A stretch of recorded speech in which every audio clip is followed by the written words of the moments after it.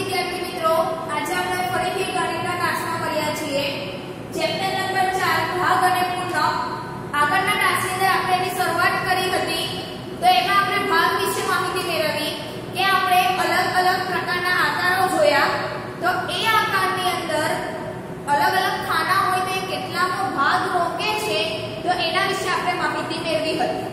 બરાબર છે? તો આજે આપણે ટોપિક જોઈશું આપણો ધ્વજ. બધી જ કન્ટ્રીના અલગ અલગ ધ્વજ હોય છે, એટલે કે ઝંડા હોય છે. તો એની અંદર અલગ અલગ પ્રકારના રંગ હોય, તો એ રંગ દ્વારા કેટલામો ભાગ રોકાયેલો છે, તો એના વિશે આપણે આજે માહિતી મેળવીશું. તો સૌપ્રથમ અહીંયા આપણને આપણા ઇન્ડિયાનો ધ્વજ આપવામાં આવ્યો છે. તમે અહીંયા આકૃતિમાં જોઈ શકો છો. એમાં તમને કલર પરફેક્શન નહીં દેખાય, તો એના કારણે અહીં તમે આકૃતિની અંદર અહીંયા પણ જોઈ લો કે આ આપણો ઇન્ડિયાનો ધ્વજ છે. તમારી પાસે ચોપડી હશે તો તમે ચોપડીની અંદર પણ આ આકાર જોઈ શકો છો. તો તમે જોઈ શકો કે ધ્વજની અંદર 3 ભાગ છે, કેસરી, સફેદ અને લીલો. હવે એના પરથી અલગ અલગ પ્રકારના સવાલો આપવામાં આવ્યા છે, તો એ સવાલ આપણે અહીં જોઈશું.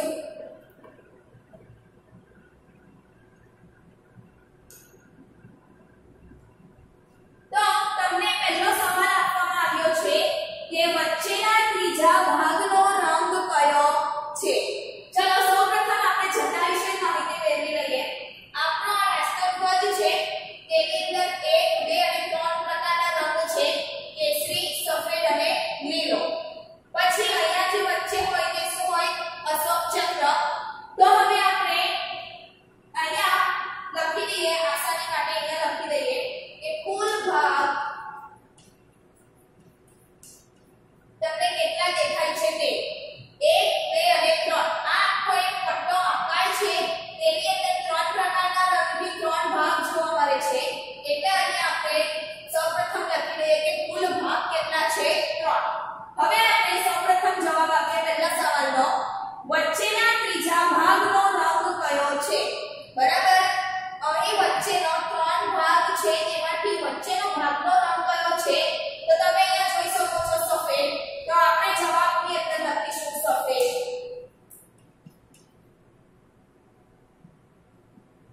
તો આપણો અહીં પહેલાનો જવાબ આવશે સફેદ.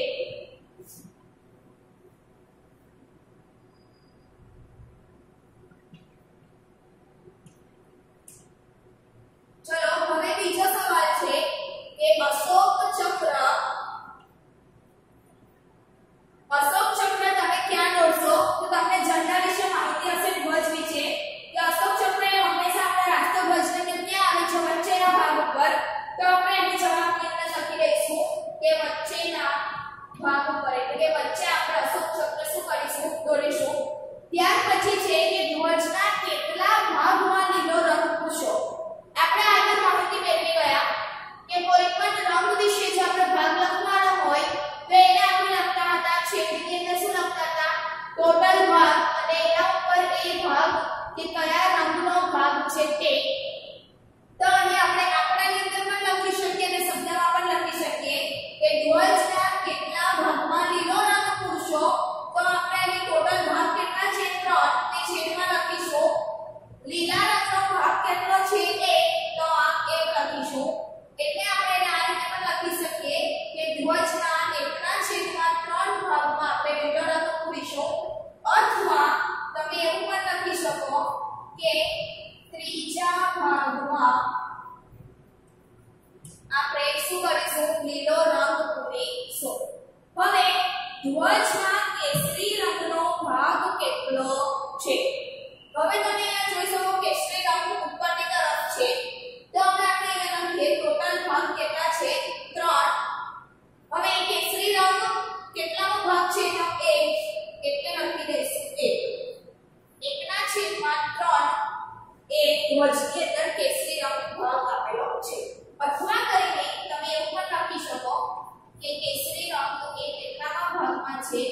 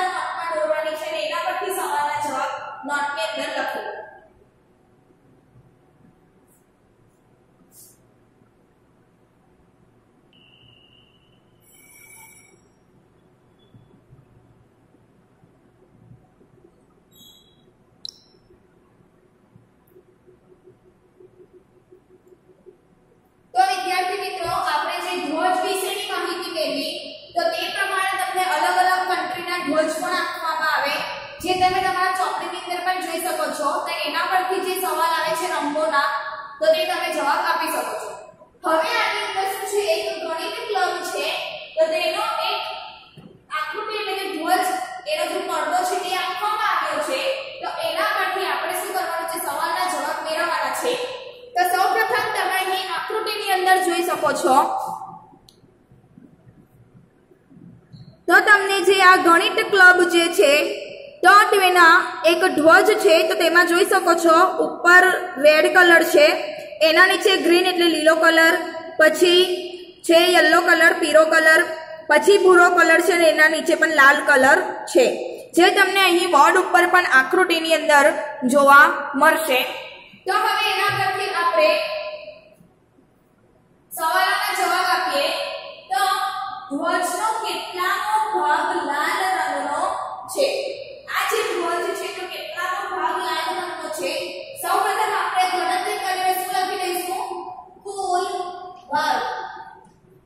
કે આપેલ ધ્વજની અંદર કુલ ભાગ કેટલા છે તેની માહિતી મેળવો. તો જોઈ લો 1 2 3 4 અને 5 ટોટલ ભાગ કેટલા થઈ ગયા? 5. તો આપણા કુલ ભાગ કેટલા છે? અહીં 5 છે. હવે આપણે જવાબ લખવાનો છે કે ધ્વજનો કેટલામો ભાગ લાલ રંગનો છે. ચલો આપણે આગળ શીખી ગયા તે જ પ્રમાણે સૌપ્રથમ લીટી દોરવાની, નીચે આપણે શું લખીશું? કુલ ભાગ ધ્વજના કેટલા છે તે આપણે શોધી કાઢ્યું. કેટલા છે? 5. એટલે હવે અહીંયા આપણે લખી દઈશું 5 કે ધ્વજના કુલ ભાગ કેટલા છે? 5. હવે આપણને રંગ કયો આપ્યો છે? લાલ. તો આ 5 ભાગમાંથી લાલ રંગનો ભાગ કેટલો છે? તો આની ઉપર લખવા માટે આપણે સૌપ્રથમ લાલ રંગના કેટલા ખાના છે તેની ગણતરી કરીશું. તો જોઈ લો 1 અને અહીંયા છે 2. તો 2 લાલ રંગના ખાના છે એટલે ઉપર આપણે શું લખીશું? 2. તો આ તમારો શું થઈ ગયો? જવાબ થઈ ગયો કે ધ્વજની અંદર 2/5 ભાગ જે છે તે શું છે? લાલ રંગનો છે. બરાબર. હવે બીજો સવાલ છે કે લીલા રંગનો કેટલો ભાગ છે? લીલો રંગ, આ લીલો રંગ છે, તમને લગભગ આકૃતિની અંદર વ્હાઇટિશ ને દેખાશે, પરંતુ ચોપડીની અંદર આકૃતિમાં એક લીલો રંગ જ છે. તો લીલા રંગનો કેટલો ભાગ છે? તો સૌપ્રથમ આપણે લખવા માટે શું કરીશું? નીચે ટોટલ ભાગ લખી દેવાના. કુલ ભાગ છે 5. હવે લીલા રંગના ખાનાની ગણતરી કરો. કેટલું છે? ફક્ત એક જ છે, એટલે હવે આપણે લખી દઈશું 1. તો તમે જોઈ શકો કે લીલા રંગનો કેટલો ભાગ છે ધ્વજની અંદર? તો 1/5 નો ભાગ છે. તો આ પણ આપણો શું થઈ ગયો? જવાબ થઈ ગયો. તે જ પ્રમાણે તમને અલગ અલગ બીજા સવાલ પણ પૂછી શકાય કે ભૂરા રંગનો ભાગ કેટલો છે? તો તમે અહીંયા પણ ભૂરો રંગ કેટલો છે? એક જ છે, એટલે 1/5 જવાબ લખીશું. ત્યાર પછી તમને એવું પણ પૂછી શકાય કે આપેલ ધ્વજની અંદર 1/5 ભાગ રોકતા રંગો કેટલા છે? તો જોઈ શકો 1 2 અને 3. એ 3 કલર 1/5 ભાગ જ રોકે છે. તો એ પણ શું થઈ જશે? આપણો જવાબ. તો આ ઉદાહરણ તમારા નોટબુકની અંદર સૌપ્રથમ લખી લો.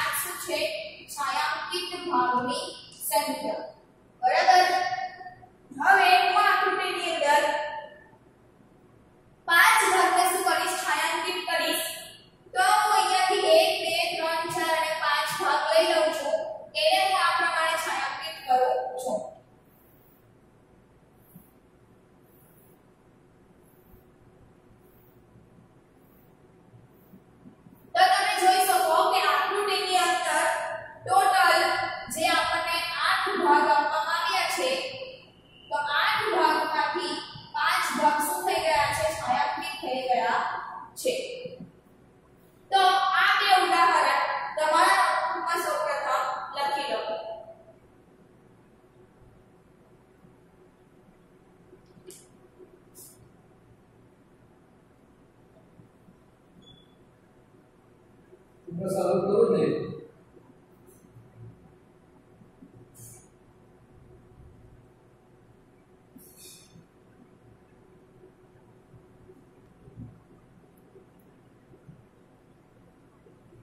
તો વિદ્યાર્થી મિત્રો હવે આપણે ઉદાહરણ નંબર 3 જોઈએ. આ આકૃતિ આપણને આપી છે. એની અંદર આપણને અહીંયા જોઈ શકો છો 1 2 અને 3 ભાગ આપણે શું કરવાના છે? છાयांकित કરવાના છે. આગળ આપણે જોઈને આકૃતિની અંદર ફક્ત આપણે આ એક જ ભાગ છાयांकित કરતા હતા, પરંતુ હવે આપણે 1 2 અને 3 ભાગ છાयांकित કરવાના છે. હવે તમે સ્વાધ્યાય પરથી પણ જોઈ શકો છો શું હશે? તમને અહીંયા અંદર કોઈ પણ પ્રકારના રંગો આપ્યા હોય તો એ રંગ આપણે આકૃતિની અંદર કરવાના હોય. ધારો કે તમને 2/16 પીળો રંગ આપ્યો હોય તો અહીંયા તમને લખ્યું હોય કે પીળો રંગ, તો તમે અહીંયા શું કરશો? 2/16 ભાગની અંદર શું કરવાનું રહેશે? પીળો રંગ કરવાનું રહેશે. પરંતુ અત્યારે ફક્ત આપણે શું કરવાનું છે? છાयांकित કરવાનું છે. તો આપણે એને શું કરીશું? છાयांकित કરીશું. તો સૌપ્રથમ પહેલું આપણે જોઈએ કે 2/16 છે. તો ચલો 2/16 તો તમે અહીંયા જોઈ શકો છો ટોટલ આમાં 16 ભાગ છે. ગણી લો 1 2 3 4 5 6 7 8 9 10 11 12 13 14 15 16. અહીંયા 16 ભાગ. હવે આપણે જોઈ ગયા તે પ્રમાણે 16 એ કુલ ભાગની સંખ્યા અને 2 જે ઉપરની હોય તે શું હોય? છાयांकित ભાગની સંખ્યા. એટલે હવે આપણે શું કરીશું? 2 ભાગને છાयांकित કરીશું.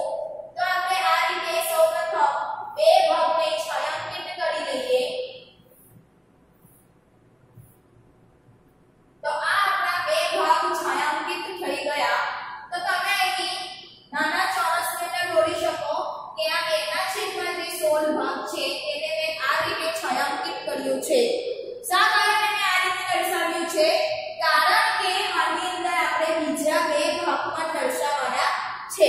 તો બીજા 2 ભાગ કયા છે? બીજો ભાગ આપણે દર્શાવવાનો છે 8/16. 8/16 ને પણ આપણે શું કરવાનું છે? છાयांकित કરવાનું છે. હવે તમે આમાંથી કોઈ પણ 8 ભાગ લઈ શકો છો. તો 8 ભાગને આપણે હવે છાयांकित કરીએ. હું લઈ લઉં છું આ 1 2 3 4 5 6 7 8. હું આ ભાગ છાयांकित કરવા માટે લઈ લઉં છું. તો એને હું ચોકડી વડે છાयांकित કરી દઉં.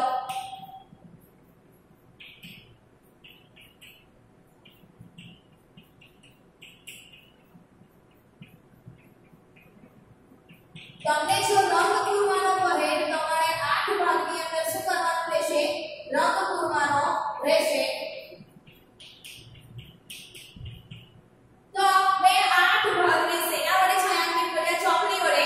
તો હું અહીં લખી દઈશ કે મેં આ ભાગને શું કર્યા છે? ચોકડી વડે છાयांकित કર્યા છે. આ ફક્ત તમારી સમજ માટે જ છે કે તમે આડી રીતે છાयांकित કર્યું અને આને શું કર્યું? ચોકડી વડે છાयांकित કર્યું છે. હવે આપણે ત્રીજો ભાગ પણ લેવાનો છે. ત્રીજો ભાગ આપણને આપવામાં આવ્યો છે 6/16. ચલો તો 6/16 નો ભાગ છે. હવે બાકીના ખાના તમને ખબર પડી ગઈ કેટલા બાકી રહ્યા છે? 6 જ. તો હવે 6/16 ને હું કેવી રીતે છાयांकित કરું? તો એના માટે હું લઈ લઉં છું સ્ટારની નિશાની.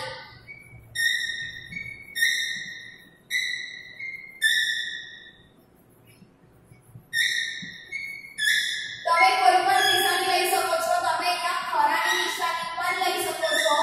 કા ગોળ ટપકાની નિશાની પણ તમે અહીં લઈ શકો છો.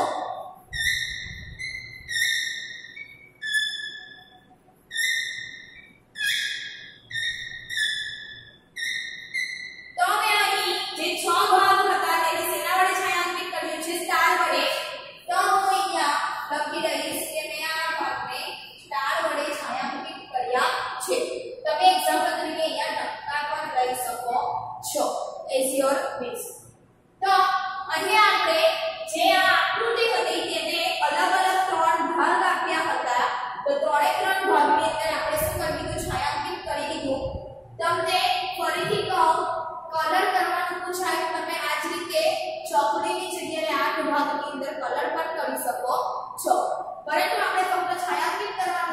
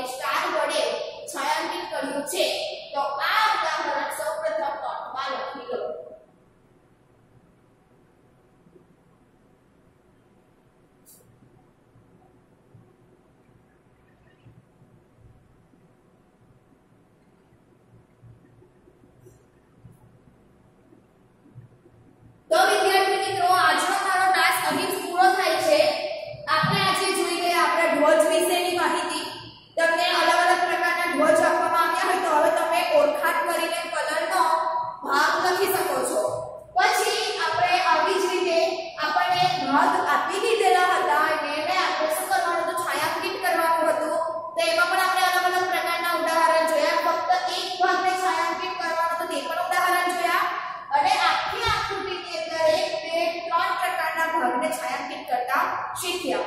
તમને સારી રીતે સમજ પણ પડી હશે ને બોર્ડ પર લખેલી વસ્તુ તમારે લખવાની પણ છે. Thank you.